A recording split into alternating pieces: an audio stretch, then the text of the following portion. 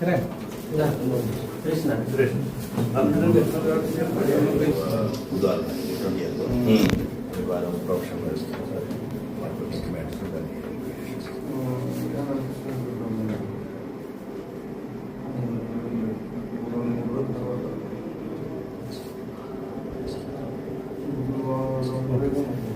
ఎన్ని షాపులు మొత్తం? 70 షాపులు సార్. 70 షాపులు ఉన్నాయా? 70 అంటే 10 మంది కూడా వచ్చాం. 10 మంది వచ్చినా మేము ఇంతమంది వస్తే రిప్లేస్ ఉంటుంది, మీకు డిస్టర్బెన్స్ అంతేనా సార్? ఊరు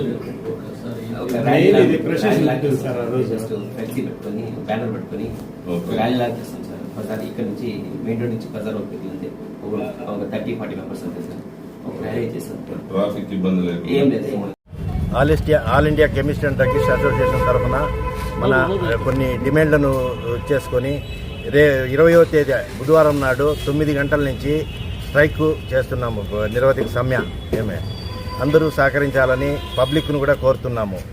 ఇదే విధంగా సిఐ గారికి ఒక రిక్విజేషన్ ఇచ్చాము, ఎమ్మెల్యే గారికి, ఆర్డీఓ గారికి కూడా రిక్విజేషన్ ఇస్తున్నాము. అందరూ మెడికల్ షాపుల వారు కలిసి ఈ స్ట్రైక్ను నిర్వహిస్తున్నాము.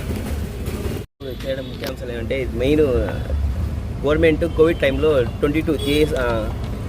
22 జీవో రిలీజ్ చేసింది. అప్పుడు ప్యానిక్ టైంలో ఆన్లైన్ మెడిసిన్స్ ఎంకరేజ్ చేసింది. ఎందుకు జనాలు బయట రాకూడదు, అప్పుడు మెడిసిన్స్ వెళ్ళి వాళ్ళకి హోమ్ డెలివరీ చేయాలనేసి ఆన్లైన్ జీవో రిలీజ్ చేస్తారు. దాన్ని మళ్ళీ అది టెంపరరీ జీవో అనేది, దాన్ని ఇప్పుడు అట్లే ఆ జీవోని అట్లే కంటిన్యూ చేస్తున్నారు. దానివల్ల చిన్న షాప్స్ చాలా నష్టపోతున్నారు.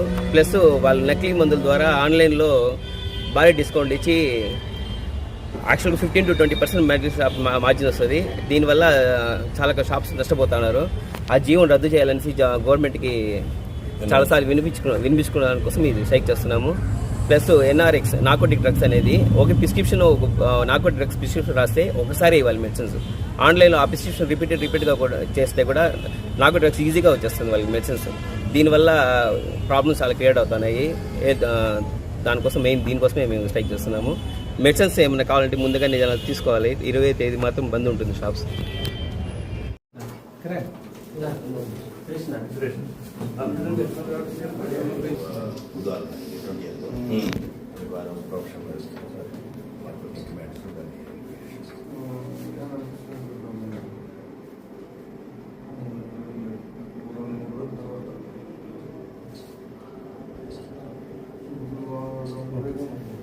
ఎన్ని షాపులు మొత్తం?